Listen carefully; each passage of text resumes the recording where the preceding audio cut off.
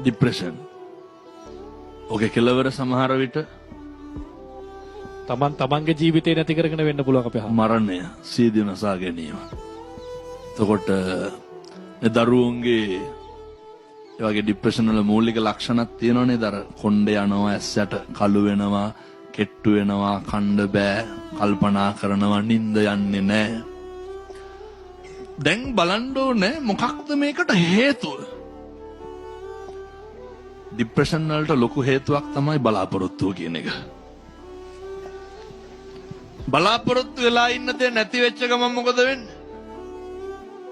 මම දැන් මේක තුරුණු සිතින්ද තරුණ සිත්වල තියෙන ප්‍රශ්නයක් කතා කරන්න. ඔය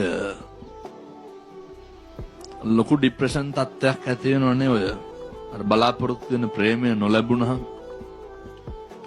මේවා තියෙනවනේ මේ සමාජ ඕනතර. එතකොට බලාපොරොත්තු වෙච්ච ආදරවන්තයා වන්තිය නොලැබුණහම අපි අර ආදරය කියන්නේ මන්දයි කියලා කියනවනේ සමහර. අපි හැම වෙලේම උත්සාහ කරන්නේ අර එකක් මතක තියාගන්න, මේ ලෝකේ අපි හිතන විදිහට හැම එකක්ම වෙන්නේ නැහැ. එහෙමනම් මේක ඉතින් මේ ලෝකේ මට ඕන විදිහට හැම එකක්ම වෙනවද? මේ ලෝකේ මම කැමති විදිහට හැම එකක්ම වෙනවද? මේ හැම එකක්ම පරස්පරයි. මේ නොගැලපීම් සමුදායක් තමයි ගලප ගන්න හදන්නේ. මේ තරුණ දරුවන්ට, අපේ දුවලට පුතාලට තියෙන මේ ගැටලුව ડિප්‍රෙෂන් තත්ත්වය ඇති වෙන්න පුළුවන් විශ්වවිද්‍යාලේ ඉන්නකොට. සමහර විට ඇති වෙන කෙනෙහිලිකමක් මත, සමහර විට ඇති වෙන ඔය ඕන තරම් අපිට එහෙම දරුවෝ හම්බෙනවා අම්මා තාත්තගෙන් පවා ආදරය අහිමි වෙනවා. එතකොට සමහරක් නේ තාත්තලා කෙලින්ම දරුවගේ මූණට චෝදනා කරනවා. මගේ කියන විදිහටම ඕනනම් අර උඹ මගේ නෙමෙයි කියලා සමහර තාත්තලා කාටද කියන්නේ? දරුවට කියනවා. ඇති ඒ දරුවෝ ડિප්‍රෙෂන් හැදිලා බේරෙනවා.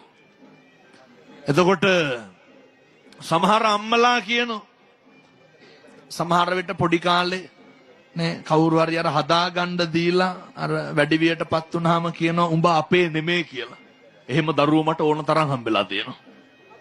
ඒ දරුවෝ අහනවා කොහොමද හාමුදුරුවනේ දරාගන්නේ? සමහර දරුවෝ අහනවා හාමුදුරුවනේ අම්මා කියනවලු ගෙදරින් ඵලයන් කියලා. කොහොමද හිත හදාගන්නේ? තාත්තා කියනවලු උඹට ඉන්න බැරි නම් ඵලයන් කියලා. මේ හැම තැනම දැවෙන පිච්චෙන ප්‍රශ්න තියෙනකොට අපේ මේ දරුවී ඇහුවේ ඒක බෙහෙත් ගත්තත් ඒකට ඇබ්බැහි වෙන එක වෙන්නේ. මිනිස්සුන්ට තියෙන්න ඕන මේ පළවෙනි පොයේ දවසේ 26 පළවෙනි අවුරුද්දේ අද දවසේ අවුරුද්ද පටන් අරන් දවස් දෙක ඉවරයි. වැටෙන්න හේතු 1000ක් තියෙන්න පුළුවන්. මනුස්ස ජීවිතයක තියෙන වටිනාකම තේරුම් ගන්න.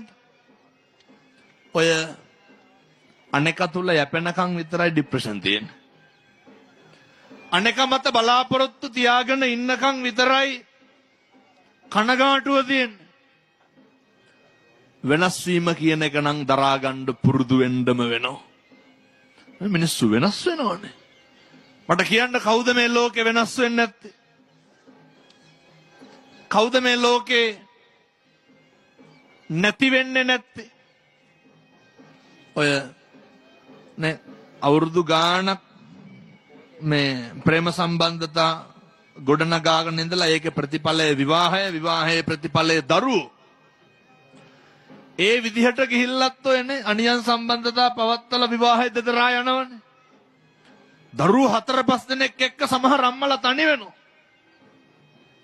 මං කියන්නේ අර ડિප්‍රෙෂන් හැදෙන්න පුළුවන් ගෙදරදීම නෙමෙයි, ළමයින්ටම නෙමෙයි. මම දැකපු හරි විශේෂ කාරණයක් තියෙනවා. මම මෙහෙන්ද හිටියේ. දරුවෝ 3-4 දෙනෙක් එක්ක තනි වෙච්ච අම්මා කෙනෙක්. අර මතකද ලංකාවේ දැන් නම් සූදු අඩුද මන්ද විවිධ සූදු වර්ග තියෙනවනේ. අර එක එක ගේම් වලට සල්ලි දාලානේ. ඔය ගොඩක් ඔය නේ ඔය රැකියා කරන සමහරු ලක්ෂ ගණන් ණය අරගෙන ඒකට දාන හම්බ කරන එක සූදුවට දානවා. සමහර අම්මලා කියනවා හාමුදුරුවනේ දරුවෝ 4 දෙනෙක් එක්ක ඉන්නේ.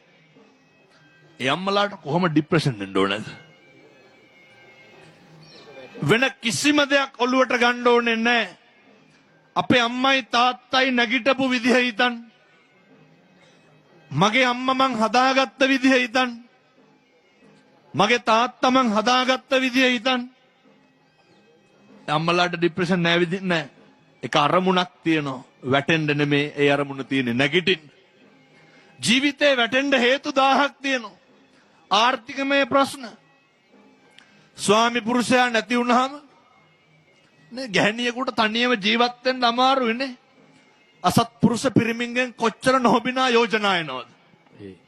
මේවත් දරාගෙන දරුවොත් හදාගෙන කුලී වැඩ කරගෙන රැකී ආරක්ෂා කරගෙන සමිතියට තියෙන පොඩි ණයතුරහක් ගෙවාගෙන ගමේ කඩෙන් බඩට ණයට බඩු අරගෙන පොතට බඩු අරගෙන අපේ ගම්වල එහෙමනේ.